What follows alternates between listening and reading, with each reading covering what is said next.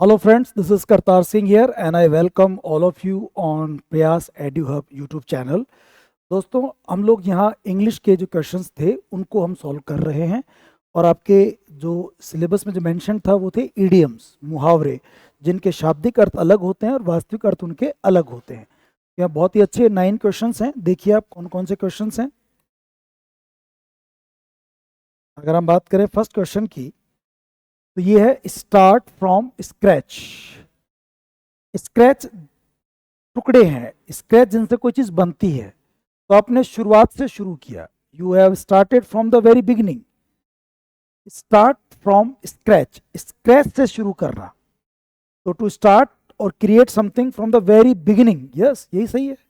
जब आप बहुत शुरू से शुरू करते हैं, है ना, आप कोई चीज बनाना शुरू करते हैं स्क्रैच से, उसको आप लोग कहते हैं स्टार्ट फ्रॉम स्क्रैच। तो आंसर इसका आप ए कर देंगे दोस्तों, ठीक है ना। अगला क्वेश्चन देखिए आप 142। व्हील एंड वो। व्हील होता है खुशी, बहुत ज्यादा हैप्पीनेस, और वो होता है रोना पीटना यानी कि दुख। तो व्हील यानी हो गया खुशी और वो यानी हो गया दुख। व्हील यानी अच्छा समय और वो यानी खराब समय। व्हील एंड वो। High and low level, well wishers and critics, safe and dangerous, prosperity and misfortune. Yes, prosperity यानी समृद्धि और मिसफॉर्चून है दुर्भाग्य। तो व्हील एंड वो, व्हील यानी अच्छी चीज, प्रॉस्पेरिटी उन्नति, और मिसफॉर्चून यानी दुर्गति या किस्मत बदकिस्मत होना। आंसर डी हो गया। इस तरह के 2 क्वेश्चन आ गए आप लोगों के by mistake. At once elbow. देखो एल्बो क्या होता है, ये होती है, और कोई आपके इतने नजदीक है कि आपकी एल्बो भी उसके टच हो सकती है। इसको आप बोलते हैं एट वंस एल्बो, बहुत नजदीक होना, किसी के बगल में होना, नेक्स्ट टू समवन। तो आंसर इसका आप क्या कर देंगे, ए कर देंगे दोस्तों। इन व्हील एंड वो, वही बात आ गई, व्हील यानी खुशी, वो यानी दुख। इन प्रॉस्पेरिटी एंड एडवर्सिटी, आपकी समृद्धि, और एडवर्सिटी यानी प्रतिकूल समय, अच्छा समय बुरा समय। व्हील एंड वो, prosperity and adversity. Scrap the barrel. Barrel जो बंदूक की नाली होती है जिससे गोली निकलती है, बंदूक का एक पार्ट होता है। और स्क्रैप द बैरल, उस बैरल को भी स्क्रैप करो और बेच दो, उसको तोड़ फोड़ के लोहे के भाव बेच दो। इतना बुरा समय आ गया कि आप अब सरवाइव करने के लिए अपनी छोटी से छोटी चीजों को भी आप बेच रहे हैं, स्क्रैप कर रहे हैं, और उन रिसोर्सेज को भी आप अब यूज कर रहे हैं जो वैसे शायद यूज नहीं होते। जैसे ना अपने यहाँ अब लो लंगड़ बेच करके अपना घर खर्च चला रहे हो, अपने सामान बर्तन बेच कर घर खर्च चला रहे हो, तो वो चीज है स्क्रैप द बैरल। यानी कि to be force to use once last and weakest resource. ये आपका लास्ट रिसोर्स है जिसको आप बेच सकते थे, सबसे बेकार कमजोर रिसोर्स था जिसको बेच करके आप काम चला सकते हो। स्क्रैप द बैरल, ठीक है ना, बैरल को स्क्रैप करना, कचरा बना के उसको बेचना। तो डी आंसर हो जाएगा। फिर देखो इसमें ये कह रहा है, एक सेंटेंस है, brave people never hide at moment of decision. इसमें यहाँ अंडरलाइन था, देखो, at the moment of decision, आपके पेपर में तो है, यहाँ भी मैं कर देता हूँ। At the moment of decision, जब आपको डिसीजन लेना है ना, उसके लिए किसी मोमेंट पर डिसीजन लेना, कोई ऐसी परिस्थिति फंस जाए जब आपको डिसीजन लेना पड़ेगा, अदरवाइज फिर आप उस पर कंडीशन से आप सरवाइव नहीं कर पाओगे। Eight the moment of decision यानी कि crunch comes, when the crunch comes. Crunch यानी क्या होता है, कोई ऐसा डिफिकल्ट टाइम, कोई ऐसा डिसीजन लेने का टाइम जब आपको कोई डिसीजन लेना है, अदरवाइज आप सफल और असफल हो सकते हो। तो जब एक डिसीजन लेने की स्थिति आ जाए, आप ऐसी स्थिति में फंस जाओ कि डिसीजन लेना ही पड़ेगा आपको, भाई अब ये करें कि वो करें, आप तो चल रहा है वो काम नहीं कर सकते, कुछ अब एक डिसीजन लेना पड़ेगा आपको। तो when the crunch comes, answer क्या हो जाएगा इसका, ए कर देंगे हम लोग।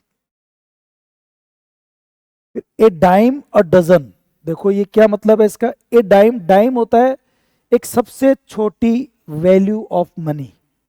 डाइम सिक्का, पैसा, खोटा सिक्का। ए डजन, एक डाइम के, एक पैसे के, आप अपने मान लो हिंदी में के हिसाब से पैसा, एक पैसे से एक दर्जन चीज खरीद सकते हो। एक पैसे से, एक पैसे, 1 रुपया नहीं, 100 रुपये नहीं, एक पैसे से आप दर्जन चीज खरीद सकते हो। इतनी सस्ती चीज है वो, एक पैसे से डजन। ये a time, a dime a dozen, ये आर्टिकल में पढ़ा होगा। जैसे हम पढ़ते हैं ना कि ₹20 एक किलो, ₹60 एक किलो, ये वो चीज है। ए डाइम अ डजन, एक दर्जन के केवल डाइम, मतलब एक डाइम में दर्जन चीजें, 12 चीजें मिल जाती हैं आपको। यानी कोई बहुत ही इनवैल्यूएबल चीज है, बहुत सस्ती चीज है जिसकी कोई खास वैल्यू नहीं है, और वो ऐसे कोड़ी के भाव में मिल रही है, मतलब कोड़ी के भाव, वो चीजें ही। तो क्या होगा, ideas were the dime a dozen and didn't impress the boss. Yes, उसके जो आइडियाज है वो कोड़ी के हैं, डाइम अ डजन, जिससे बॉस इंप्रेस नहीं हुआ, कोई वैल्यूबल नहीं है, बेकार के। डाइम अ डजन ऐसे तो बहुत कॉमन चीज है, तो लोग सब आइडिया देते रहते हैं, इस आइडिया की कोई कीमत ही नहीं है, बॉस ने उसको इंप्रेस ही नहीं हुआ, यही आंसर हो जाएगा। अब देखो, अब यहाँ पर एक ये कह रहा है इटालाइज ग्रुप, इटालिक वर्ड है, इटालिक कौन सा है इसके अंदर, ये है मोर powerful than what they expected. आपने किसी को उम्मीद की थी कि यार ये आदमी तो क्या ही करेगा अपने, लेकिन वो निकल गया बहुत जबरदस्त ताकतवर निकल गया। माई बिजनेस पार्टनर्स थॉट, मेरे बिजनेस पार्टनर ने सोचा था that I would simply accept their cheating, कि मैं उनकी चीटिंग को एक्सेप्ट कर लूंगा, जो बेईमानी करेंगे उनकी बेईमानी को मैं ऐसे स्वीकार कर लूंगा, कुछ विरोध नहीं करूंगा, कुछ नहीं कहूंगा। But they will soon realise, लेकिन देखना उनको जल्दी बात महसूस होगी, that I am more powerful than what they expected, कि जितना उन्होंने उम्मीद किया था ना, मैं उससे भी ज्यादा पावरफुल था। तो ये ऐसा आपकी भिड़ंत हुई किसी एक दमदार व्यक्ति से, उनको लगा कोई हल्की फुल्की पर्सनैलिटी होगी, लेकिन बाद पता लगा हो तो बहुत ही दमदार पर्सनैलिटी है। Damsel in distress quote a tartar, catch a tartar, tartar होते हैं एशिया के मजबूत दमदार व्यक्ति, वो सामने आ गए, वो पकड़ में आ गए, उससे भिड़ना तो भाई साहब बहुत ही मुश्किल है, बहुत पावरफुल व्यक्ति जिसे हमने उम्मीद किया उससे ज्यादा, तो आंसर बी करेंगे। और लास्ट क्वेश्चन देखिए, appropriate meaning of given idiom, bear, bear the palm, bear the palm, है ना, बेयर द पाम, पाम हथेली होती है, बेयर वैसे तो सहन करना होता है, बट यहाँ पर ये अगर आप देखें कि बेयर द पाम मतलब आप जब कुछ जीतता है ना तो ऐसा हाथ करता है, आप उससे हाथ मिलाते हैं, जीतने वाला योद्धा, टू बी अ विनर, ये होता है बेयर द पाम, यानी है ना योद्धा होना, बेयर द पाम। और देखो पहले पाम ट्री के पत्तों को पहनते भी थे, ये उससे भी इडियम बनता है, जब कोई जीतता था ना तो उसके चेहरे पर ऐसे ताज बांधते थे, तो पाम के ट्री के पत्ते बांधा करते थे, जो जीतता था लड़ाई में, पहले ऐसे नेचुरल चीजें दिया करते थे उनको, ये उससे भी आप समझ सकते हैं, टू बी अ विनर, जो विजेता है, घोषित किया है, टू बी अ विनर। ये आपके 9 क्वेश्चन थे दोस्तों जो हमने पढ़े हैं इंग्लिश के।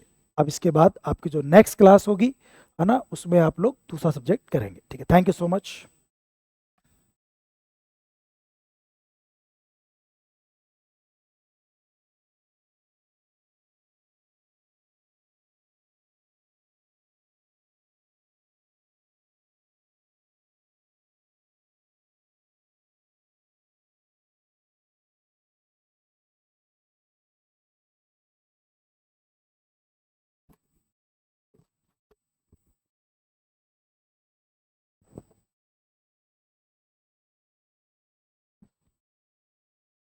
हाँ भाई, नमस्कार सभी को, राधे राधे। मैं सर्व विष्णु आप सभी का हार्दिक स्वागत और अभिनंदन करता हूँ। आज हम जो बात करेंगे आपके 2.0 टास्क आधारित जो टेस्ट सीरीज है, इस पर बात कर रहे थे। आपके तृतीय श्रेणी टेस्ट सीरीज है, और हिंदी के जो प्रश्न आपके दे रखे हैं इसमें, वो यहाँ से आपके देखो, निम्नलिखित में से शुद्ध शब्दों का चयन कीजिएगा। यानी वर्तनी शुद्धि वाले शब्द है, शुद्ध शब्दों का चयन करना है, यानी कुछ अशुद्ध भी हो सकते हैं, सारे शुद्ध भी हो सकते हैं, ऐसी स्थिति में है आपके सामने। तो निम्नलिखित में से शुद्ध शब्दों का चयन कीजिएगा। संग्रहित, ये तो शब्द सही है, संग्रहित। उच्च श्रृंखल भी शब्द सही है, उत्तधन श्रृंखल बन जाता है। यथेष्ट, ये गलत दे रखे हमारा, क्या बन जाता है, यथा धन इष्ट से बन जाता है, यथेष्ट बन जाता है। क्या बनता है, यथेष्ट बनता है। और दूसरा आपके सामने विवक्षा बनता है, और विवक्षार और विवक्षु बनता है। तो इसमें कौन सा सही होगा, पहला और दूसरा विकल्प सही है भाई। कौन सा है, पहला और दूसरा विकल्प सही है, बाकी इसमें आपके दो गलत है, दो क्या है भाई इसमें सही है। ठीक है, नेक्स्ट प्रश्न देखो, अगला प्रश्न है आपके, अधोलिखित शब्दों में से अशुद्ध शब्द का चयन कीजिएगा। स्थाई है, कलाई है, हलवाई है, रुलाई है। पहला ही विकल्प होगा, क्या होता है भाई, स्थाई होता है। क्या होता है, स्थाई होता है। शब्द इस प्रकार से लिखा जाता है, स्थाई विकल्प पहला, इसमें आपका एकदम करेक्ट उत्तर आने वाला है। अगला प्रश्न देखो, अशुद्ध वर्तनी वाला शब्द छांटिएगा। व्यवसायिक है, गारिक है, संघातिक है, षाणमासिक है, क्षण सट धन मास धन इक, सम धन घात धन इक, और ग्रह धन इक से क्या बन जाता है, देखो ग्रह धन इक प्रत्यय जुड़ा हुआ है और इसमें बनता है सम धन घात धन इक जोड़ रखा है और इसमें बन जाता है षट धन मास धन इक जोड़ रखा है। ये रूप है आपका। और इसमें देखो गलती कर रखी है, यही अशुद्ध शब्द है आपका। ये होता है वी धन अव धन साय धन इक। ठीक है, व्यवसाय, इन दोनों को जोड़ो तो क्या बन जाता है, अवसाय। और इधर से क्या जाता है, वी, तो इसके साथ में इक जोड़ दो तो क्या बन जाता है भाई, व, यानी ई के बाद में असमान स्वर जोड़ तो क्या बन जाता है भाई, व य व साय। और व्यवसाय के साथ में इक जोड़ो तो क्या बन जाता है, व या व सा इक। व्यवसायिक शब्द बनता है। विकल्प आपका सही कौन सा होगा, पहला विकल्प इसमें एकदम क्या है भाई, सही विकल्प है। अगला प्रश्न देखो, वार्तनिक दृष्टि से किस विकल्प में अशुद्ध शब्द का प्रयोग हुआ है। शुद्धिकरण है, अन्वेषण है, जानवी है और अस्पृश्यता है। क्या कह रखा है, अशुद्ध शब्द दे रखा है। देखो अशुद्ध यही दे रखा है, शुद्धिकरण में क्या बनता है भाई, शुद्ध। क्या बनेगा, शुद्ध धन करण। शुद्ध धन करण, और कर्ण प्रत्यय जुड़ता है तो उससे पहले दीर्घीकरण यानी दीर्घ ई की मात्रा जुड़ जाती है और शब्द क्या बन जाता है, शुद्धिकरण। क्या बनता है, शुद्धिकरण बनता है। छोटी मात्रा दे रखी, मात्रा कैसी बनेगी, बड़ी मात्रा बनती है।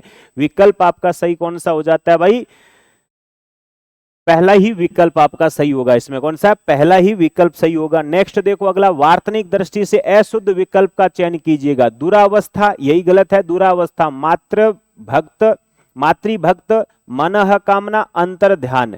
देखो ये बनता है दूह धन अव धन स्था। ठीक है, इसको आप संधि के रूप में करते हो तो ऐसे करोगे, दूर धन अवस्था, और फिर उपसर्ग के रूप में कर दोगे दूर धन अव धन स्था, और जोड़ दो, दू का दू, रे के साथ में ए जोड़ा, रे पूरा हो गया, व स था। दुरावस्था होता है, दुरावस्था नहीं होता। क्या होता है, दुरावस्था होता है। दुरावस्था अशुद्ध हो जाता है। नेक्स्ट देखो, निम्नलिखित में से किस विकल्प में शुद्ध शब्द का प्रयोग हुआ है। ईसाइन, यही शुद्ध है, ईसाइन सही है। अभिशप्त होता है, क्या बनता है, अभिशप्त बनता है। ये बनता है दर्दनाक, क्या बनता है, दर्दनाक बनता है। और ये हमारा बन जाता है क्रुद्ध बन जाता है। क्या बनता है, क्रुद्ध बनता है। तो विकल्प आपका सही कौन सा होगा भाई, पहला विकल्प। इसमें क्या होता है, अशुद्ध, सॉरी शुद्ध शब्द दे रखा है, बाकी क्या थे, अशुद्ध शब्द थे। किस शब्द में वार्तनिक अशुद्धि है, वर्तनी की दृष्टि से अशुद्धि है, कौन सा होगा भाई, कुतूहल, द्रव्यभूत, निमिलित और भार्यापति। बताइएगा कौन सा होगा, द्रवीभूत होता है। क्या होता है, द्रवीभूत होता है। ये होगा आपका विकल्प। कौन सा होगा भाई, बी विकल्प इसमें एकदम सही विकल्प। अशुद्धि का कारण है कौन सा, बी विकल्प है होगा। वर्तनी की दृष्टि से अशुद्ध विकल्प लिखिएगा भाई। अशुद्ध विकल्प कौन सा है, विद्यार्थी परिषद, मात्रा छोटी सही है। पक्षी राज, पक्षिन धन राज हो जाता है। युवन धन संदेश, युव संदेश हो जाता है, यानी युवा का संदेश, युव संदेश। और लघुत्तम, ये गलत है आपका, लघुत्तम ऐसे बनेगा, ध्यान रखना, लघुत्तम ऊ बड़ा आएगा, लघु धन उत्तम है। क्या है, लघु धन उत्तम से क्या बन जाता है, लघुत्तम बनता है, दीर्घ संधि से बनता है। इसमें ऊ के साथ दे रखा है छोटा। यदि ये होता लघु धन तम जोड़ रखा होता तो ये भी शब्द सही आपका, लघुतम, तम प्रत्यय से जुड़ा हुआ है। लघुतम ये है, इधर ऊपर तय के ऊपर तय नहीं है तो ऊ छोटा होगा। द्वित्व का प्रयोग किया जाता है तो ऊ कैसा आएगा, बड़ा आएगा। यहाँ पर द्वित्व का प्रयोग किया गया, ऊ कैसा आएगा, बड़ा आएगा भाई। उसके बाद अशुद्ध वर्तनी वाला विकल्प देखिएगा भाई, अशुद्ध है मुमूर्षा, यही हो जाएगा मुमूर्षा। और विभीषिका, शुश्रूषा, त्रिपुरारी, त्रिपुरारी सही है, शुश्रूषा सही है, विभीषिका सही है, मुमूर्षा गलत दे रखा है आपका। तो ये हमारे हिंदी से संबंधित प्रश्न थे भाई, और इसमें आपके जितने भी प्रश्न थे उससे संबंधित हमने चर्चा कर ली थी। अब आपके प्रश्न रहेंगे क्विज के भाई, मैथ के प्रश्न रहने वाले सर आ चुके हैं। और जी भाई,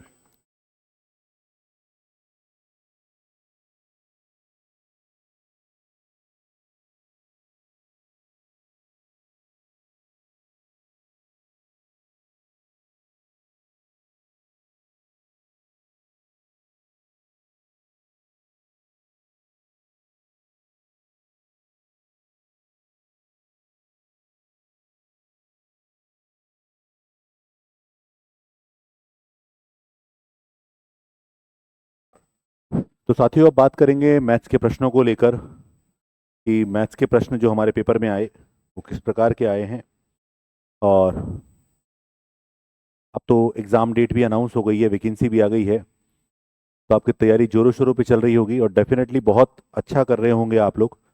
चलिए क्वेश्चन नंबर 115 आपके सामने है, उसका सॉल्यूशन देखते हैं क्या है। बच्चे देखो सॉल्यूशन ये है हमारे पास कि एक समबाहु त्रिभुज का क्षेत्रफल ज्ञात कीजिए। भुजाएं क्या है, 12 सेंटीमीटर है। तो समबाहु त्रिभुज का क्षेत्रफल होता है √3/4, भुजा है 12, ए स्क्वायर होता है, तो 12×3 = 36, √3, ऑप्शन नंबर डी का सही जवाब होगा। अगला क्वेश्चन है, एक त्रिभुज की भुजाएं 5, 12, 13। जब भी 5, 12, 13 नजर आए तो इसका मतलब कौन सा त्रिभुज है, यह है समकोण त्रिभुज। ठीक है, क्योंकि ये ट्रिपलेट है और इसका परिमाप है 90। तो परिमाप मतलब तीनों भुजाओं का योग। तो 5, 12, 17 और 13 30। तो मेरे हिसाब से यूनिट आएगी 30 यूनिट, क्योंकि परिमाप मेरे हिसाब से 30 यूनिट है और जिसका मान आपको 90 दे रखा है सेंटीमीटर में। सबसे पहले एक यूनिट का मान अगर मैं निकालूंगा तो एक यूनिट का मान आएगा बेटा 3 सेंटीमीटर। तो 5 यूनिट का मान अगर मैं निकालूंगा तो 5 यूनिट का मान जो होगा 5×3 = 15 सेंटीमीटर। और 12 यूनिट का मान अगर मैं बोलूंगा तो 12×3 = 36 सेंटीमीटर। और 13 यूनिट का मान निकालूंगा, क्योंकि एक यूनिट का मान हमारे पास हो गया है, तो हमने तीनों भुजाएं निकाल ली। और अभी तीनों समकोण त्रिभुज की भुजाएं हैं, तो आपको एरिया पूछ रहा है, तो एरिया होता है 1/2 आधार गुणा ऊंचाई। तो आधार आपकी बात देखो, ये जब तीनों भुजाएं हैं तो ये कर्ण हो जाएगा, ये दोनों आधार ऊंचाई हो जाएगी। तो आधार का मान 15, ऊंचाई का मान 36, तो कट गया हमारे पास 18 बार। 18 × 15 270 होता है, तो एरिया होगा 270 सेंटीमीटर स्क्वायर, इसका एरिया हो जाएगा। ऑप्शन नंबर ए इसका राइट आंसर, ये स्क्वायर में है। अगला है, एक वृत्त की परिधि और व्यास का अनुपात 3:5 है। ठीक है, एक वृत्त की परिधि और व्यास का अनुपात 3:5 है। यदि परिधि 6 सेंटीमीटर है तो वृत्त की त्रिज्या ज्ञात करें। यहाँ पर अगर मैं बोलना चाहूंगा आपको ये बात छोटी सी, ये इसने शायद टाइपिस्ट ने गलत लिख दिया, 5:3 इसको बोल सकते हैं, है ना। अब मुझे दे रखा है परिधि और व्यास का अनुपात आपको दे रखा है। यदि परिधि क्या दे रखी है आपको, 6 दे रखी है, तो वृत्त की त्रिज्या मुझसे पूछ रहा है क्या होगा। तो बेटा वृत्त की परिधि होती है 2πr और व्यास होता है 2r। इसका अनुपात आपको ये दे रखा है 5:3, आपको ये दे रखा है। अगर मैं इसकी बात करूं, यहां पर देखो परिधि और व्यास का अनुपात आपको दे रखा है कितना, 5:3 आपको दिया है। वैसे इसका अनुपात और परिधि और व्यास का अनुपात तो पाई होना चाहिए, बट यहाँ पर 6 सेंटीमीटर, शायद टाइपिस्ट ने, एक सेकंड मैं क्वेश्चन में देखना चाहूंगा कुछ एरर तो नहीं है, एक सेकंड।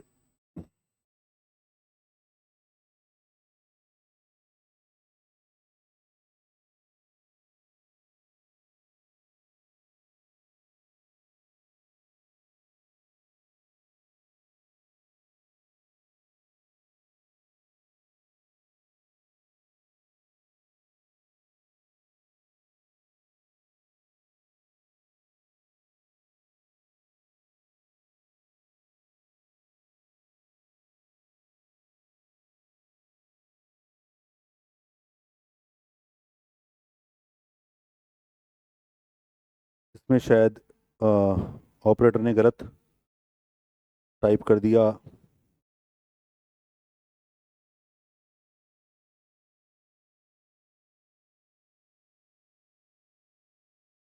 यानी इसका मतलब यही दे रखा है, इसका मतलब ये ऐसा ही क्वेश्चन है 3:5, बट इसको सॉल्व करते हैं अपने हिसाब से।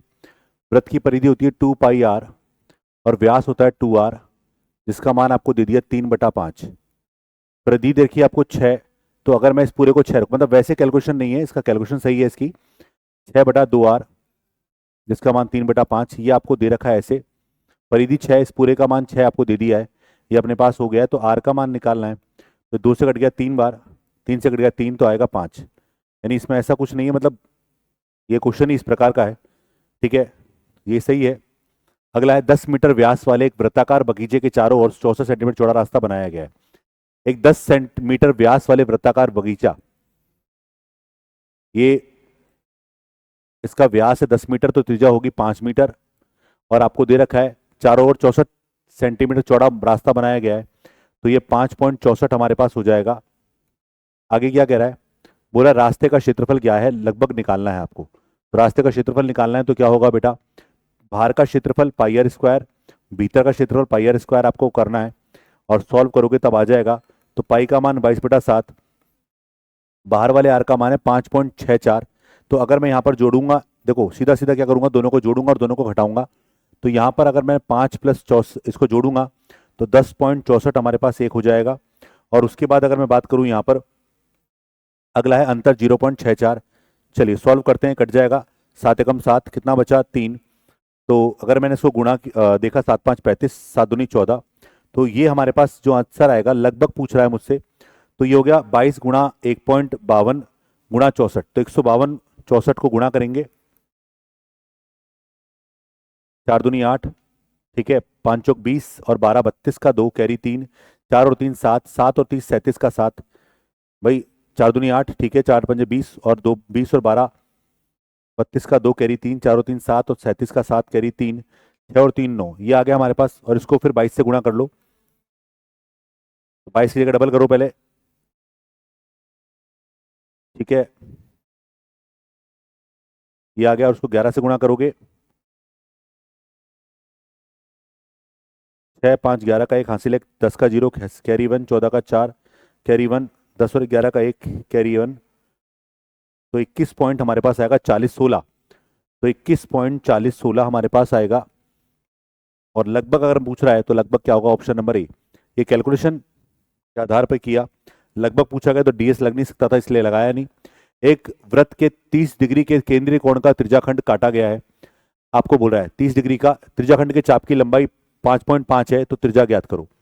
त्रिज्याखंड का फॉर्मूला होता है θ/360, चाप की लंबाई का 2πr आपको दे रखा है कितना, ये दे रखा है अपने पास चाप की लंबाई 5.5, थीटा का मान 30 डिग्री है, तो 30/360 गुणा 2π, पाई का मतलब 22/7, आर का मान निकालना है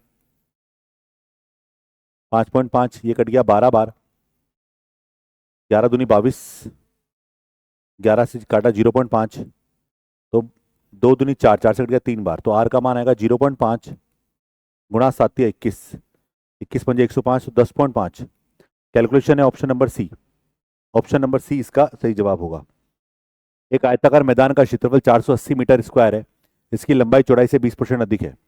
तो बेटा लंबाई जो है वो चौड़ाई से 20% अधिक है, तो चौड़ाई 100 होगी, तो लंबाई 120 हो जाएगी, वो उसने क्या है, रेशियो निकालो 6:5 हो जाएगा। तो लंबाई को मान लो 6x, चौड़ाई को मान लो 5x। आगे कह रहा है क्षेत्रफल 480 है, तो क्षेत्रफल तो गुणा करोगे 6x × 5x बराबर 480, तो x² बराबर 480/30, कट गया 16, तो x का मान आएगा बेटा, x का मान क्या आएगा 4, x का मान 4 है, तो लंबाई पूछ रहा है, लंबाई हो गई बेटा 6x, तो 6 × 4 = 6 × 24, ऑप्शन नंबर ए। अगला है एक वर्गाकार के चारों ओर रास्ते की चौड़ाई 4.5 मीटर है, और इसका एरिया, वर्गाकार मार्ग की बात कर रहा है, और क्या कह रहा है 105.75 मीटर स्क्वायर है, तो 100 रुपए प्रति मीटर की दर से रास्ते का क्या कह रहा है, रास्ते की ओर बाड़ लगाने का व्यय ज्ञात कीजिए। अब आप क्वेश्चन को देखोगे एक बार, क्वेश्चन में क्या लिखा हुआ है, ये लिखा हुआ है कि एक वर्गाकार पथ के चारों ओर रास्ते की चौड़ाई, एक वर्गाकार के चारों ओर रास्ते की चौड़ाई कितनी है, अपने पास 4.5 मीटर है।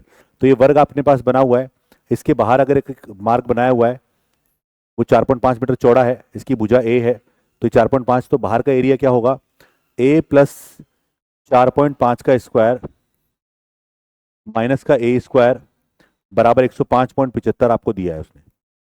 तो बाहर का एरिया इसका खोलो, इसको ए स्क्वायर प्लस 9a प्लस इसका 20.25 स्क्वायर करने पर आएगा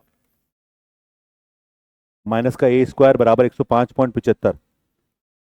तो ए स्क्वायर से ए स्क्वायर कट जाएगा, ये उधर जाके माइनस हो जाएगा, तो 9a इक्वल्स टू, ये माइनस करोगे 75 में से 25 गया तो 50, और उसके बाद माइनस किया 5 का 5 8, तो ये आ गया ए का मान आएगा बेटा हमारे पास 85.5 बटा 9, 9 नाम 81, 9.5। तो भुजा आ गई 9.5 हमारे पास इसकी भुजा। अब बाड़ लगाने का व्यय पूछ रहा है, तो चार परिमाप निकालो पहले, परिमाप होगा 4 गुणा भुजा, तो 9.5 गुणा 4 तो 1976, नहीं 19 दूनी 38, ये आ गया। और खर्चा पूछ रहा है, तो कॉस्ट अगर निकालनी है, मैंने कोई कैलकुलेशन मिस्टेक तो नहीं करी है, 105 में से 20 गया 85.50, 9a 2a होता है हमारे पास, 2a रख दिया, 9.5 9 नाम 81, 9 5 45, परिमाप हो गया। रास्ते पर बाड़ लगाने का व्यय तो 3800 रुपए। इस क्वेश्चन को देखना पड़ेगा, रुको अभी।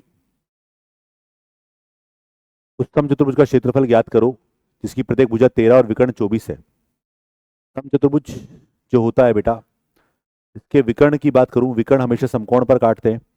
इसका क्षेत्रफल निकालना है, प्रत्येक भुजा 13 है, ये 13 है, एक विकर्ण 24 है, ये 24 है तो ये 12 हो जाएगा, ये 24 पूरा है तो 12, ये 5 हो जाएगा, 5 12 13। एरिया निकालना है, देखो ट्रिपलेट से निकालेंगे, 5 12 13, तो 5 है तो ये भी 5 हो जाएगी, ये 12 हो जाएगी, तो एरिया हो जाएगा 1/2। विकर्ण को गुणन, विकर्ण हो जाएगा एक 24, दूसरा विकर्ण हो जाएगा 10। भाई ये क्या हो गया, समकोण त्रिभुज हो जाएगा। नियम पढ़ा होगा आप लोगों ने, क्लास में पढ़ाया जाता है ये पूरा 24 है तो ये 12 होगा, ये 13 है, तो यहाँ पर ट्रिपलेट समकोण त्रिभुज लगा लीजिए क्योंकि दोनों विकर्ण समकोण पर काटते हैं, 5 आ जाएगा, तो आएगा कितना 120, एरिया 122 में।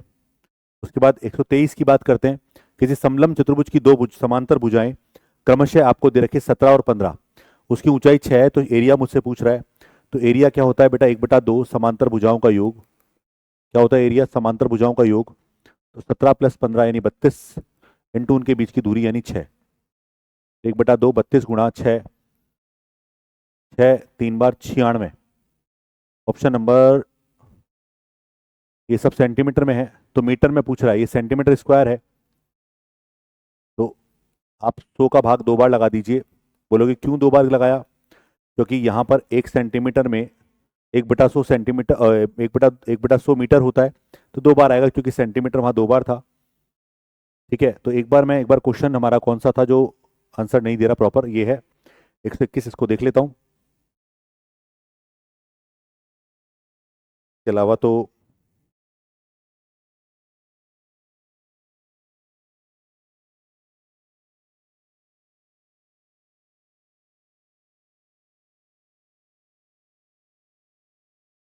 बाकी मेरे हिसाब से क्वेश्चन बहुत आसान है, कोई दिक्कत नहीं है इन क्वेश्चन में।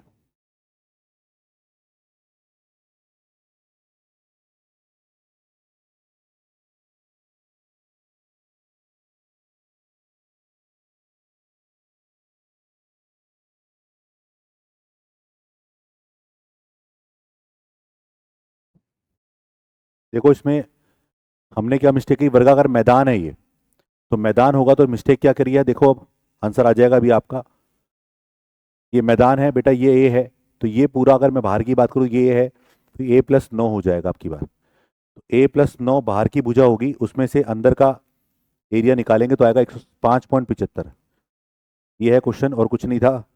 ठीक है, 9 दूनी 18a प्लस का 9 नाम 81 माइनस का a स्क्वायर 105.75। मैदान वर्ड था इसलिए मिसिंग लग रहा था मुझे कुछ, ये आ गया 18a, 81 माइनस करेंगे तो 0.75 आएगा ही आएगा, 5 में से 1 गया तो 4, 10 में से गया तो 2। ठीक है, तो ये आ गया a का मान 24.75 डिवाइड बाय 18, 18 का 18 पॉइंट लगाया, कितना बचेगा 6, 6 का मतलब कितना हो गया 63, 18 तिया 54, 18 का 18, ठीक है, बचा 6, 63 हो गया, 18 तिया 54 बचेगा 9, 95 हो गया, और 95 का मतलब हो गया 95, कुछ गलत तो नहीं किया, 105 में से क्या से घटाया, 24 ठीक है, 9 से कट रहा है क्या, 9 से कट रहा है, पहले 9 से काट लो इसको, 9 दूनी 18, कितना बचेगा 6, 9 सत्ते 63, 9 5 45 बटे 2, 1.375 ये बचेगी। और भुजा हमारे पास ये हो गई, तो परिमाप निकाल लो अब। तो परिमाप निकालोगे 4 गुणा 1 पॉइंट कितना 375, परिमाप हो गया 0 कैरी 2, 28 और 2 20 30 कैरी 3 15 का 5 कैरी 1 5.5। अब कॉस्ट निकालना है, तो आएगा 5.5 गुणा 100, तो आएगा 550 रुपए, ऑप्शन नंबर ए। तो इस तरह से आपके मैथ्स के सभी प्रश्न सॉल्व हुए। यहाँ पर एक वर्ड लिखा हुआ है मैदान, है ना, ये ध्यान रखना, तब जाके ये दोनों काउंट करेंगे हम लोग एरिया के लिए। तो मैं कहना चाहूंगा कि आपका ये मैथ्स का पेपर सॉल्व हुआ। मिलते हैं अगले सेशन में, धन्यवाद।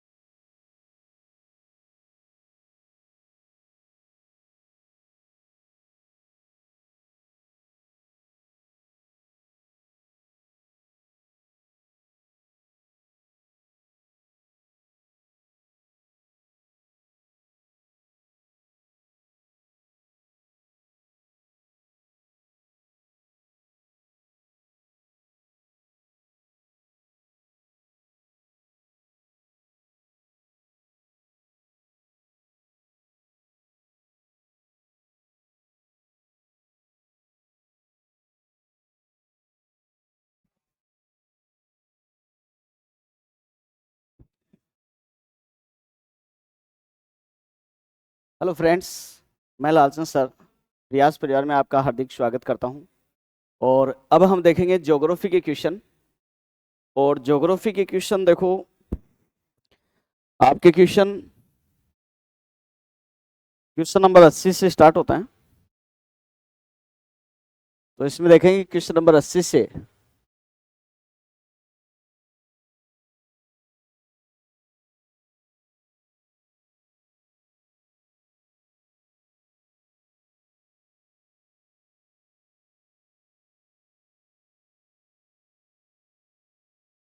यह है, देखो क्वेश्चन नंबर 80 से आप देखेंगे प्रश्न, पहला ही प्रश्न है, राजस्थान में हाल ही में शुरू की गई बीड पापड़ लेपर्ड, देखो नाम देखना, बीड पापड़ लेपर्ड सफारी कहां शुरू की गई है दोस्तों, याद रखना, ये अभी हाल ही में शुरू की गई है विद्याधर नगर जयपुर में। विद्याधर नगर जयपुर में अभी हाल ही में शुरू की गई है एक लेपर्ड सफारी जिसका नाम है बीड पापड़ लेपर्ड सफारी। आपको याद रखना है, राजस्थान की पहली लेपर्ड सफारी, और पहली लेपर्ड सफारी तो शुरू की गई थी आमागढ़ जयपुर, और अभी हाल ही में शुरू की गई है विद्याधर नगर जयपुर में। उससे आगे देखेंगे अगला प्रश्न, और अगला प्रश्न है, प्रदेश की पहली बोगी फ्रेम उत्पादक कंपनी आसिका कॉमर्शियल कहां पर स्थित है? तो यह है सिलोरा किशनगढ़ में, सिलोरा किशनगढ़।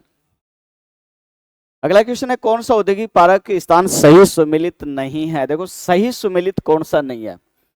चमड़ा पार्क, चमड़ा पार्क अचरोल में नहीं है, मतलब पहला ही ऑप्शन हो जाएगा आपका दोस्तों। ये चमड़ा पार्क जो है ये है मानपुरा माचेड़ी, मानपुरा माचेड़ी में, मानपुरा माचेड़ी। स्टोन पार्क है धौलपुर में, विष्णोदा में है ये, विष्णोदा धौलपुर, बिल्कुल सही है। जापानी पार्क है नीमराणा है, नीमराणा वर्तमान में कोटपुतली में आ रहा है, वर्तमान में कोटपुतली बहरोड, पहले ही अलवर में था। होजरी पार्क जो है वो चौपंकी में है, और ये चौपंकी पड़ता है भिवाड़ी में, और भिवाड़ी वर्तमान में है खैरथल में। तो मतलब इसमें सही सुमेलित नहीं है, तो आपका ऑप्शन हो जाएगा कौन सा, ए करेक्ट आंसर। उसके बाद में देखें आगे, राजस्थान में जैतून तेल शोधन संयंत्र स्थित है। जैतून तेल शोधन, देखो जैतून तेल रिफाइनरी या शोधन संयंत्र हम इसको कह सकते हैं, और ये है लूणकरणसर में। राजस्थान की पहली और मैं कह सकता हूं कि एकमात्र जैतून तेल रिफाइनरी है ये, जैतून तेल रिफाइनरी। जैतून जो तेल रिफाइनरी है, इसकी स्थापना 2014 में बीकानेर में की गई थी, लूणकरणसर में। राजस्थान की पहली तेल रिफाइनरी है, ए ऑप्शन करेक्ट आंसर होगा। उसके बाद में देखो,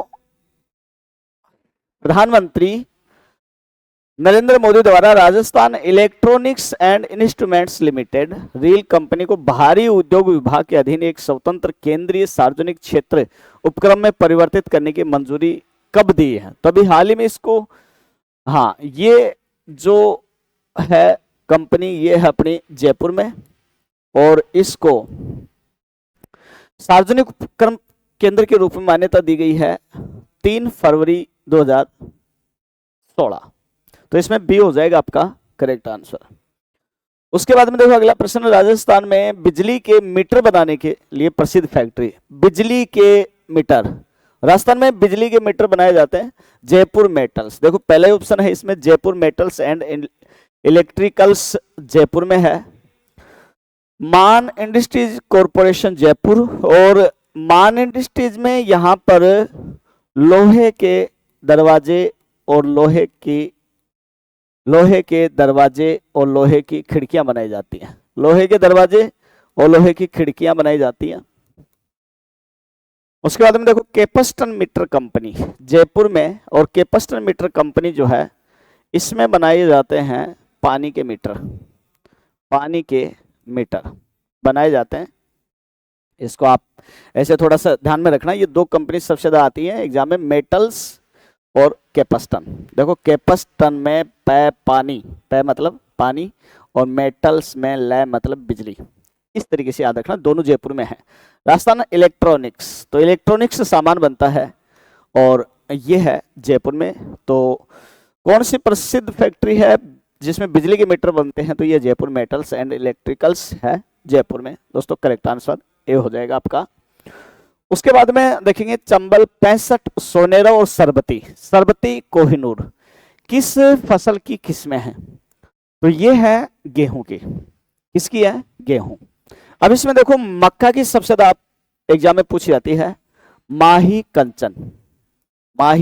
कंचन, ये याद रखना, और माही धवल, ये 2 सबसे ज्यादा एग्जाम में पूछी जाती है मक्का की फसल किसमें।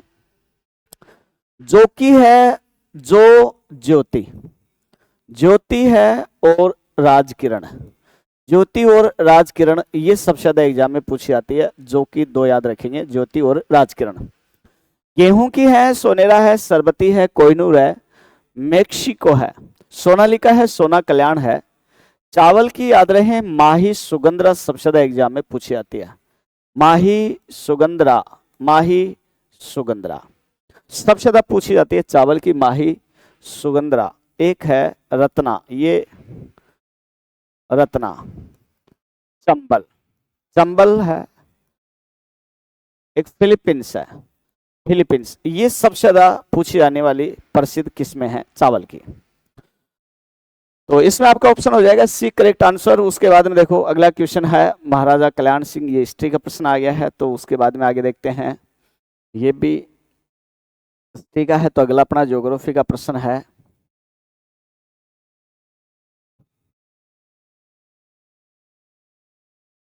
सर्वाधिक पंजीकृत फैक्ट्रियां। ये देखो राजस्थान में सर्वाधिक पंजीकृत जो फैक्ट्रियां हैं वो है जयपुर में। सर्वाधिक पंजीकृत फैक्ट्री जयपुर, सी ऑप्शन हो जाएगा।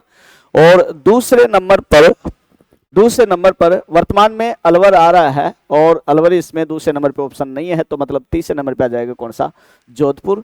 तो जयपुर और जोधपुर में सर्वाधिक पंजीकृत फैक्ट्री है, जोधपुर और जयपुर। राजस्थान के संदर्भ में प्लग एंड प्ले सुविधा और इससे आगे देखें अपना प्रश्न अगला है, सूची फर्स्ट को सूची सेकंड से सुमेलित करें।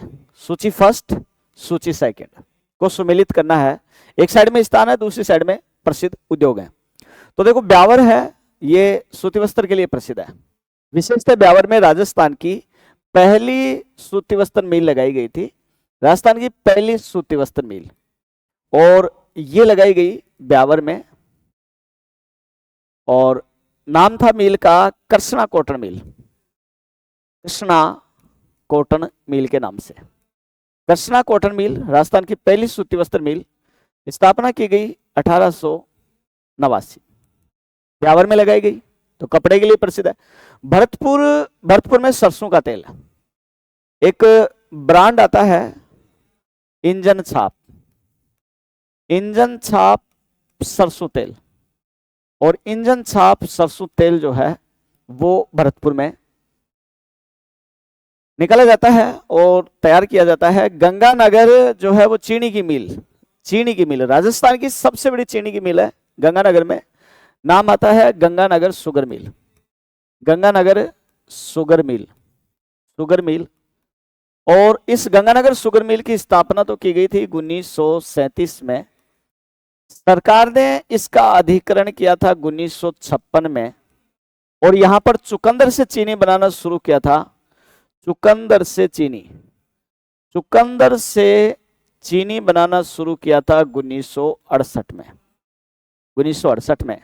राजस्थान की सबसे बड़ी चीनी की मिल है गंगानगर में, चीनी के लिए प्रसिद्ध है। फालना पाली में सबसे ज्यादा छाते बनाए जाते हैं, छत्ते। और इसमें आपका ऑप्शन हो जाएगा 3 1 2 3 1 2 4, मतलब बी। आपका आंसर होगा बी, करेक्ट आंसर। उसके बाद में अगला प्रश्न देखेंगे, Rajasthan footwear design and development institute कहां पर है? और दोस्तों ये है जोधपुर में, जोधपुर। उसके बाद में देखेंगे 1953 में एशिया का सबसे बड़ा सीमेंट का कारखाना, 1953 में इसने कंडीशन दी है, एशिया का सबसे बड़ा सीमेंट का कारखाना 1953 में स्थापित किया गया था सवाई माधोपुर में, और फैक्ट्री का नाम था जयपुर सीमेंट फैक्ट्री। ये जयपुर सीमेंट फैक्ट्री के नाम से, देखो फैक्ट्री का नाम तो था जयपुर सीमेंट, और ये थी सवाई माधोपुर में। स्थापना की गई थी 1953 में, लेकिन बाद में 1988 में ये प्लांट हो गया बंद, वर्तमान में बंद है सवाई माधोपुर।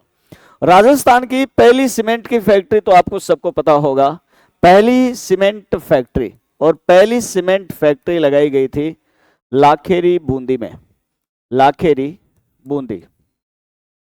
बूंदी, और फैक्ट्री का नाम था एसीसी सीमेंट फैक्ट्री।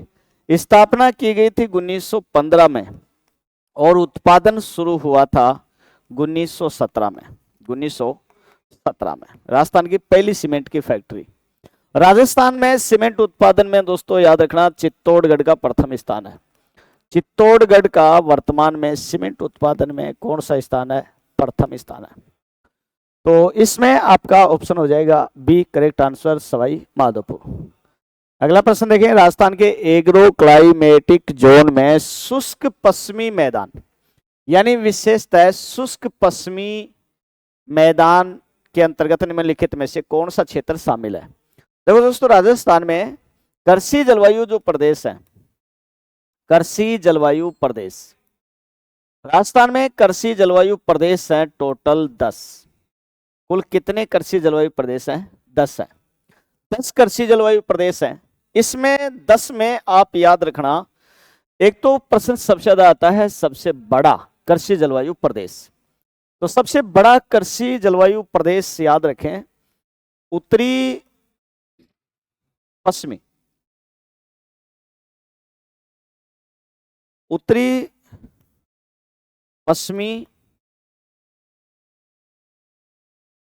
सीमित सिंचित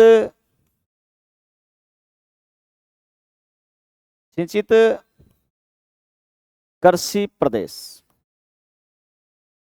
और ये है फर्स्ट सी, सबसे बड़ा। सबसे छोटा जो कृषि जलवायु प्रदेश है, सबसे छोटा, वो है दक्षिणी आर्द्र कृषि जलवायु प्रदेश। ये सबसे छोटा है, दक्षिणी आर्द्र कृषि जलवायु प्रदेश। और उत्तरी पश्चिमी सीमित सिंचित कृषि जलवायु प्रदेश सबसे बड़ा है। इसमें पूछा है शुष्क पश्चिमी जलवायु प्रदेश, इसमें जिला आता है बाड़मेर, और बाड़मेर के साथ में आता है जोधपुर, और वर्तमान में बालोतरा और फलोदी, 2 जिले और बन गए हैं नए जो इसमें शामिल है। किस कृषि प्रदेश में पाली जिले को शामिल किया जाता है? तो देखो, पाली शामिल होता है सेकंड बी, इसको कहेंगे लूणी बेसिन। लूणी बेसिन कृषि जलवायु प्रदेश सेकंड बी, और इसमें लूणी बेसिन में शामिल हैं जालोर, पाली और सिरोही। जालोर, पाली और सिरोही 3 जिले इसमें शामिल हैं, जालोर, पाली, सिरोही। विशेषता है फर्स्ट ए में शामिल हैं, अभी थोड़ी देर पहले मैंने बताया था आपको, बाड़मेर है, इसमें जोधपुर है, बाड़मेर, जोधपुर, बाड़मेर और जोधपुर। वर्तमान में बालोतरा इसमें आ गया, और जोधपुर से अलग हो गया, फलोदी इसमें आ गया। थर्ड सी में जयपुर है, जयपुर। थर्ड सी में जयपुर है, अजमेर है, दौसा है और टोंक है। फोर्थ बी की बात करें तो डूंगरपुर है, डूंगरपुर है, बांसवाड़ा है और प्रतापगढ़ शामिल है। उसके बाद में देखें अगला प्रश्न राजस्थान में, तो इसमें आपका ऑप्शन हो जाएगा ये बी ऑप्शन हो जाएगा ना। आगे देखो, राजस्थान में अमेरिकन कॉटन, अमेरिकन कॉटन मतलब कपास, अमेरिकन कपास राजस्थान के किस जिले में उत्पन्न होता है? तो भाई अमेरिकन कपास वर्तमान में राजस्थान में सबसे ज्यादा श्रीगंगानगर में उगाया जा रहा है। अमेरिकन जो कपास है इसको स्थानीय भाषा में, अमेरिकन जो कपास है इसको स्थानीय भाषा में नरमा कहते हैं, स्थानीय भाषा में इसको कहते हैं नरमा, स्थानीय भाषा में नरमा कहते हैं। और ये सबसे ज्यादा श्रीगंगानगर में, और यही कारण है गंगानगर का कपास उत्पादन में राजस्थान में प्रथम स्थान है। वर्तमान में सबसे ज्यादा कपास श्रीगंगानगर में उगाया जा रहा है। उसके बाद में देखो, निम्नलिखित में से किस अधिनियम के अंतर्गत राजस्थान में ग्रामीण आजीविका विकास परिषद है, राजीविका जिसको कहते हैं, का पंजीकरण किया गया था? और यह है राजस्थान सोसाइटी अधिनियम 1958 के अंतर्गत पंजीकृत है। उसके बाद में देखें आगे, राजस्थान में निम्न स्थानों पर चमड़ा आधारित लघु उद्योग, चमड़ा आधारित लघु उद्योग स्थित हैं, कहां पर हैं? अभी थोड़ी देर पहले बताया था मैंने, जयपुर में, मानपुरा, माचेड़ी, जोधपुर में सबसे ज्यादा चमड़े का काम होता है, सबसे ज्यादा चमड़े का काम होता है जयपुर और जोधपुर में। लाफार्ज इंडिया लिमिटेड कंपनी कहां और किसके सहयोग से स्थापित की गई है? देखो, लाफार्ज ये सीमेंट बनाने वाली, सीमेंट बनाने वाली सीमेंट बनाती है, और सीमेंट बनाने वाली फ्रांस की सबसे बड़ी कंपनी है, फ्रांस की कंपनी है, जो कि अपने चित्तौड़गढ़ में, मावलिया में इसका प्लांट है, और ये है मावलिया निम्बाहेड़ा चित्तौड़गढ़, फ्रांस की कंपनी है, नाम है लाफार्ज इंडिया लिमिटेड। राजस्थान से पहले व्यक्ति जिन्होंने मूल संविधान पर हस्ताक्षर किए, तो ये अब आ गए आपके पॉलिटी के क्वेश्चन, तो इनको करने के लिए आ रहे हैं आपके सर आगे, जो आपको सोल्व करवाएंगे, तो please wait some time.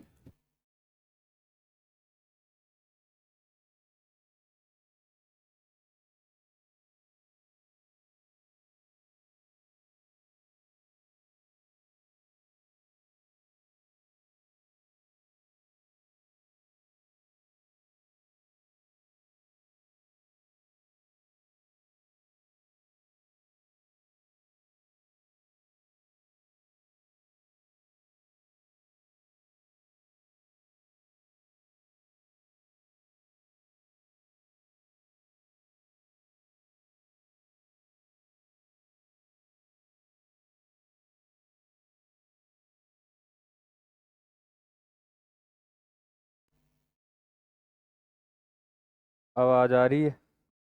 Upon science के क्वेश्चन देख लेते हैं।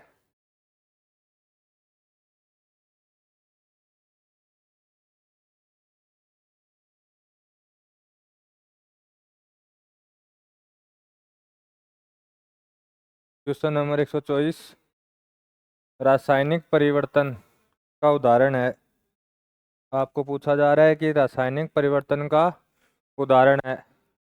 सूखने पर सानी भी मिट्टी का सूखने पर भंगुर हो जाना भौतिक परिवर्तन है।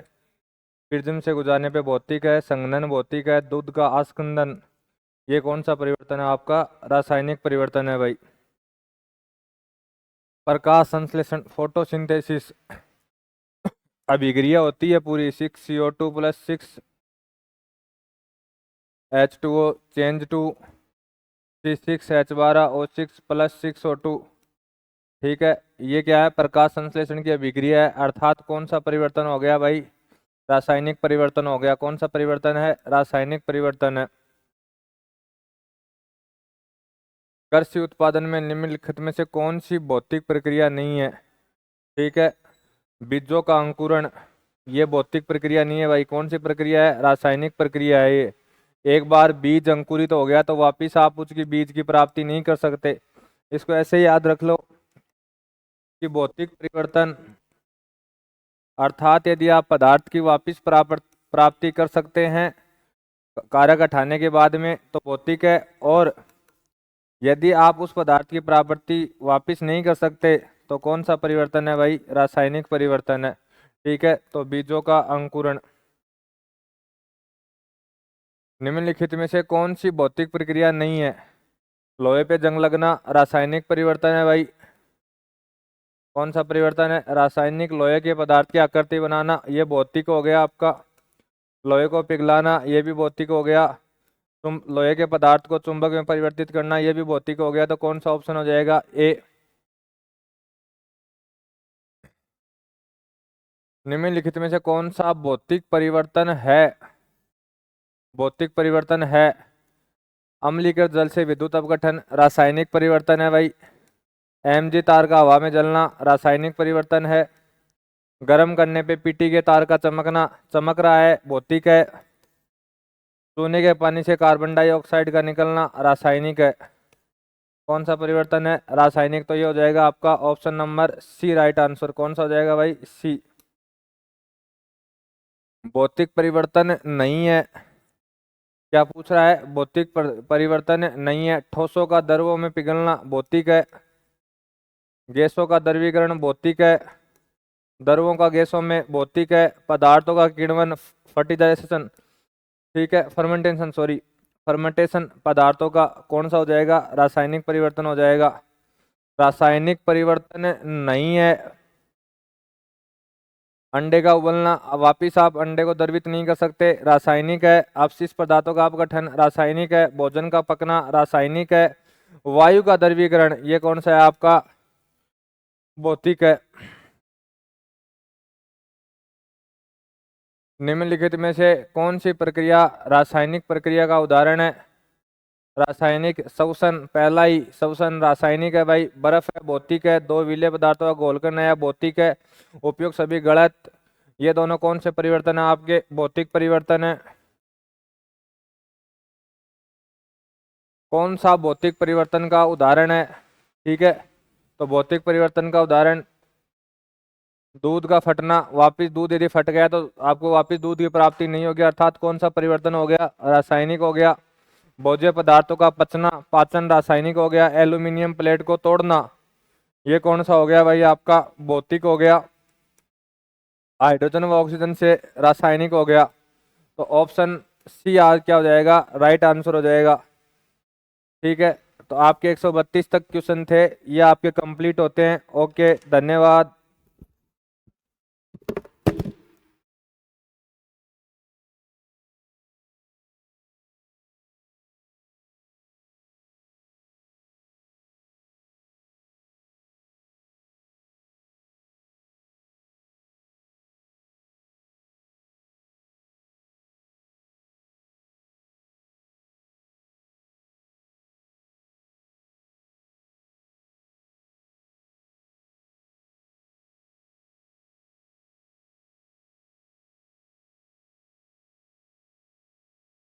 नमस्कार, प्रयास है जो है पे आपका हार्दिक स्वागत है, अभिनंदन है। मैं राकेश भाटी और आज अपने जो प्रश्न है वो इस सीरीज में आर्ट एंड कल्चर के है 88 नंबर से।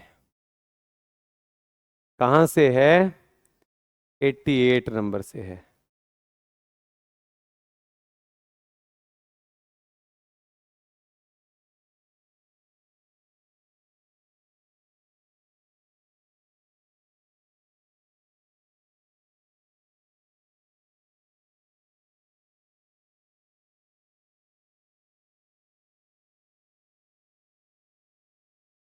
एट्टी 87 से अपने स्टार्ट है, ठीक है। तो महाराजा कल्याणमल के आग्रह पर सदाशिव भट्ट ने किस ग्रंथ की रचना की थी? राज विनोद। किसकी रचना की? राज विनोद जो ग्रंथ है उसकी क्या की थी इन्होंने? रचना की थी, ठीक है। राज विनोद ग्रंथ आप ध्यान में रख लेना, राज विनोद की रचना इन्होंने की थी, ठीक है। फिर इसके बाद में है 88। 88 में असुमेलित युग्म को छांटिए। रणमल छंद श्रीधर व्यास की रचना है, ठीक है, ये सही बात है। नरपति नाल्य बिसल देवरासो है। नल सिंह विजयपाल रासो है। करणीदान वीरमैण नहीं है। करणीदान की तो किताब है सूरज प्रकाश। क्या है? सूरज प्रकाश है, ठीक है। और वीरमैण जो रचना है वो बादर डाडी की रचना है। बादर डाडी की रचना, एक तो बादर डाडी और एक याद रखना मनसाराम सेवक भी नाम मिलता है। मनसाराम सेवक, ये दो आदमी है इसके रचनाकार। तो असुमेलित युग्म हो जाएगा अपने वाला डी। कौन सा? डी हो जाएगा। 89 निष्कलंक संप्रदाय और पाप रहित नामक, पवित्र और पाप रहित नामक संप्रदाय की स्थापना किसने की? संत मावजी महाराज ने की थी। और इनका ग्रंथ जो है ना साथियों, ग्रंथ इनका है चोपड़ा। कौन सा है? चौपड़ा है। और प्रधान पीठ पूछे ना आपसे, प्रधान पीठ कहाँ है? तो हरि मंदिर है। हरि मंदिर कहाँ है? साबला में। और साबला किधर है? डूंगरपुर में।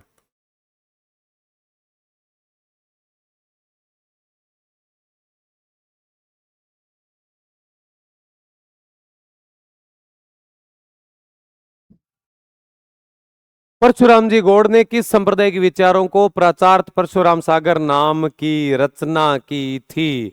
याद रखना निम्बारक संप्रदाय है। कौन सा संप्रदाय है? निम्बारक संप्रदाय। और निम्बारक संप्रदाय की प्रधान पीठ है सलीमाबाद में। सलीमाबाद कहाँ है? किशनगढ़ में। किशनगढ़ अजमेर में।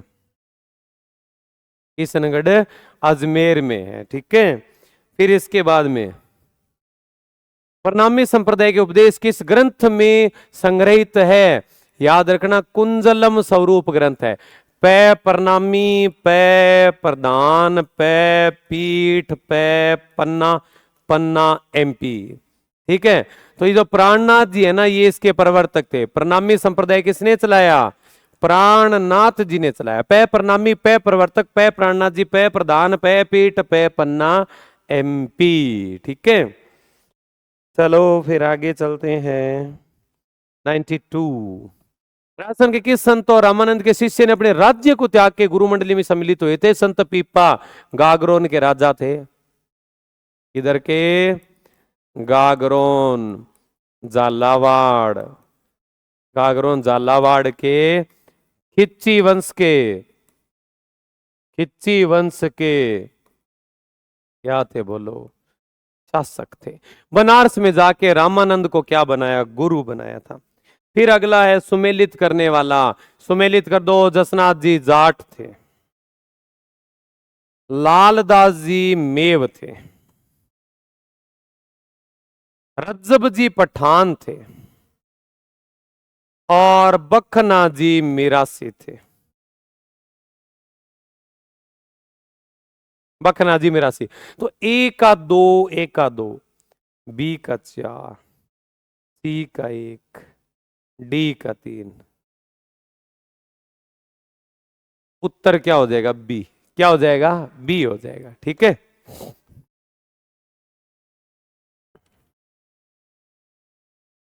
Ninety 94 number. किस संत ने गुण सागर,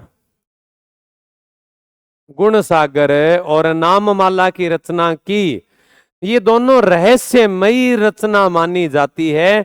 इनके बारे में कहा जाता है कि दादू ने ये रचना लिखी।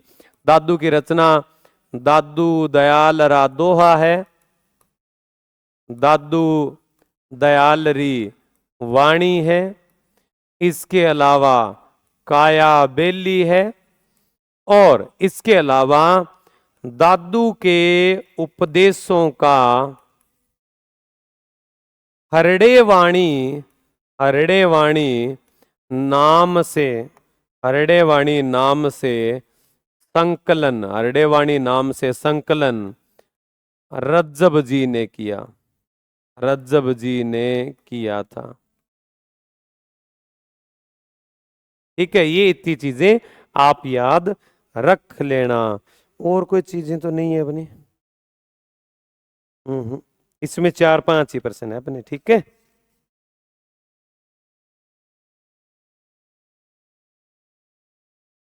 ठीक है साथियों, आज के लिए इतना ही। ये सॉल्यूशन हुआ अपने, थोड़े से प्रश्न थे, 5-6 प्रश्न थे। ठीक है, बढ़िया तैयारी करो, मस्त रहो, स्वस्थ रहो। प्रयास आपके लिए दिन प्रतिदिन शानदार प्रयास करता रहेगा। बाकी देखो, पढ़ना आपको पड़ेगा ना। ठीक है, ओके।